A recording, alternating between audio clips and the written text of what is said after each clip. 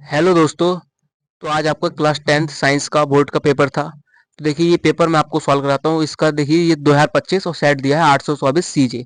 तो आइए देखिए इस पेपर को हम सॉल्व करते हैं। आप देखिए अपने आप कितने क्वेश्चन सही करके आए अपने बोर्ड एग्जाम में।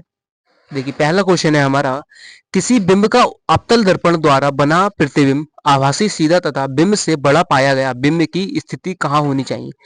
देखिए अगर प्रतिबिंब आभासी सीधा और बिंब से बड़ा पाया जाए तो स्थिति कहाँ होती है हमारी, दर्पण के ध्रुव तथा वक्र, दर्पण के ध्रुव तथा मुख्य फोकस के बीच, यानी फोकस और ध्रुव के बीच। ठीक है। दूसरा क्वेश्चन है हमारा, किसी गोलीय दर्पण तथा किसी पतले गोलीय लेंस दोनों की फोकस दूरियां माइनस का 15 सेंटीमीटर है।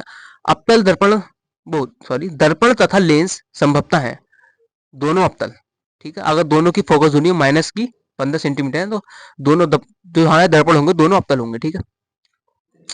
किसी शब्दकोश में पाए गए छोटे अक्षरों को पढ़ते समय आप निम्न में से कौन सा लेंस पसंद करेंगे। तो इसका ऑप्शन नंबर हमारा सी सही हो जाएगा, 10 सेंटीमीटर फोकस दूरी का एक उत्तल लेंस। ठीक है। चौथा क्वेश्चन है, मानव नेत्र जिस भाग पर किसी वस्तु का प्रतिबिंब बनाता है उसको कहते हैं, कॉर्निया, पुतली या परातिका, परातारिक। तो देखिए ऑप्शन नंबर डी सही है, दृष्टि पटल। ओके। इसको हम रेटिना भी बोलते हैं, इंग्लिश में रेटिना बोलते हैं, हिंदी में दृष्टि पटल। ओके।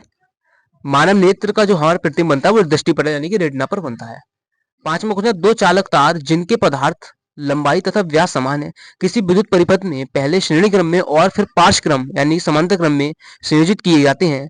श्रेणी क्रम और सपार्श्व क्रम में संयोजन में उत्पन्न ऊष्माओं का अनुपात होगा। Option number C 1:4। ओके। ठीक है। विद्युत धारा का उत्पन्न करने की युक्ति को कहते हैं, विद्युत धारा उत्पन्न करने की युक्ति को कहते हैं जनित्र, गैल्वेनोमीटर, अमीटर या मोटर। तो जनित्र।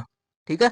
जनित्र ऑप्शन इसका हमारा सही हो जाएगा। सातवां क्वेश्चन है, निम्नलिखित में से कौन सी लंबे विद्युत धारावाही तार के निकट चुंबकीय क्षेत्र का सही वर्णन करता है।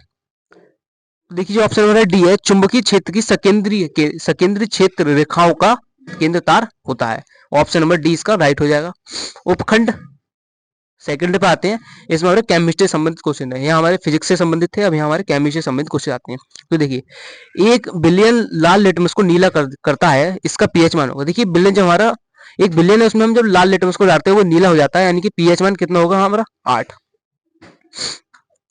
यानी कि 7 से अधिक। जिंक चूर्ण पर तनु सल्फ्यूरिक अम्ल की क्रिया से गैस निकलती है। देखिए अब जिंक चूर्ण पर अगर हम तनु सल्फ्यूरिक अम्ल से क्रिया कराएंगे तो हमारी जो गैस उत्पन्न होती है वो कौन सी होगी, हमारी हाइड्रोजन गैस उत्पन्न होती है। ओके। 10वां क्वेश्चन है, एल्काइन का सामान्य सूत्र होता है CnH2n या CnH2n+2, CnH2n-2 या CnH2n+4। ऑप्शन में देखिए इसका सी हो जाएगा। ये हमारा एल्केन का सूत्र है और ये हमारा एल्कीन का और ये एल्काइन का होता है, जो कि हमें इसमें पूछा गया। ऑप्शन नंबर सी राइट है। एल्डिहाइड का प्रकारात्मक समूह है OH नहीं, ये तो देखो अल्कोहल का हो गया। एल्डिहाइड, ये ऑप्शन नंबर बी सही है। एल्डिहाइड का जो प्रकारात्मक समूह होता है वो कहता है हमारा CHO के। ये हमारा कीटोन का हो गया और ये कार्बोक्सिलिक अम्ल। ओके। तो इसका ऑप्शन नंबर जो 11वें का बी है वो राइट हो जाएगा। 12वां क्वेश्चन है, निम्न में से कौन सी धातु अम्लों में से हाइड्रोजन को विस्थापित करती है। मैग्नीशियम और जिंक जो धातु है यह अम्लों से हाइड्रोजन विस्थापित करती है। निम्नलिखित में से किस यौगिक में कीटोनी समूह उपस्थित है। इसको ऑप्शन हमारा डी राइट हो जाएगा। देखिए इसमें कीटोन तो है लेकिन यहाँ कार्बन होना चाहिए था, जो कि यहाँ आसपास नहीं है। ओके। और इसमें भी देखिए यहाँ भी एक कार्बन होता है, यहाँ भी नहीं है, यानी कि ऑप्शन हमारा डी राइट हो जाएगा। हमारा डी जो आंसर है ये वाला वो सही है, इसमें हमारा कीटोनिक समूह है। 14वां क्वेश्चन है हमारा, मानव में निम्न में से कौन उत्सर्जन तंत्र से संबंधित है। उत्सर्जन, अमाशय नहीं, लीसा, लीहा, हृदय नहीं। हृदय तो देखिए उत्सर्जन का मतलब होता है हमारे शरीर में जो वज्र पदार्थ यानी कि बेकार पदार्थ उनको बाहर निकाला, तो ऐसा काम कौन करता है, वृक्क यानी किडनी।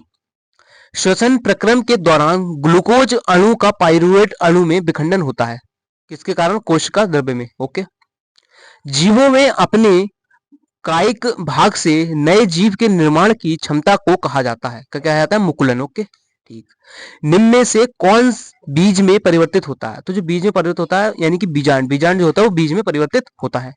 डीएनए का वह भाग जिसमें किसी प्रोटीन संश्लेषण के लिए सूचना होती है कहलाता है, क्या कहलाता है, हमारा जीन। ओके। निम्न में से कौन एक कृत्रिम परितंत्र का उदाहरण है? मानव निर्मित कृषि भूमि, ये हमारा एक पारितंत्र का उदाहरण है। निम्न में से कौन पादप हार्मोन नहीं है? देखिए इसमें पूछा गया पादप हार्मोन कौन सा नहीं है। देखिए ऑक्सिन भी पादप हार्मोन है, साइटोकाइनिन भी है और जिबरेलिन भी, लेकिन जो हमारा सी ऑप्शन है थायरोक्सिन, ये हमारे एक पादप हार्मोन नहीं है। ठीक है, और देखिए आप कमेंट में बताइएगा आपके इन 20 क्वेश्चनों में से कितने आप अपने बोर्ड एग्जाम में सही करके आए हैं। ओके, और ये देखिए आगे का पेपर है।